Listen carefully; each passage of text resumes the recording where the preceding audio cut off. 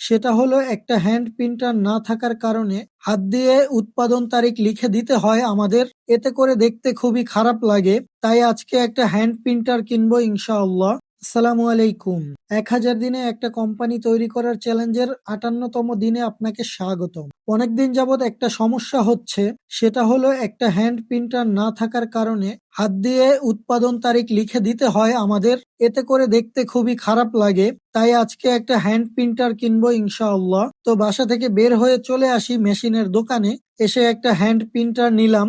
তারপর সব সেটিং বুঝে নিলাম, কিভাবে তারিখ সেট করতে হয়, কিভাবে প্রিন্ট করতে হয়, সবকিছু চেক করে দেখে নিলাম। এবং সাথে একটা সিলিং মেশিন নিলাম। গতকালকেই আমাদের সিলিং মেশিনটা নষ্ট হয়ে গেছে। সবকিছু নিয়ে আমরা বাসার দিকে চলে আসি। বাসায় এসে প্রিন্ট মেশিনটা বের করলাম। মেশিনের বক্সটা খুবই সুন্দর। তারপর সবকিছু সেট করে আমাদের বক্সে ডেট প্রিন্ট করলাম।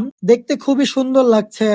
এখন একটা প্রফেশনাল ফিল আসছে। যাই হোক, আলহামদুলিল্লাহ, আর হাত দিয়ে লিখতে হবে না। এরপর সিলিং মেশিনটা সেট করে নিলাম। কিছু পলি সিল করলাম। আগে ছিল হাতের সিল মেশিন, এখন যে সিল মেশিনটা এনেছি এটা পা দিয়ে সিল করতে হয়। তেমন ভালো একটা কমফোর্ট পাচ্ছি না।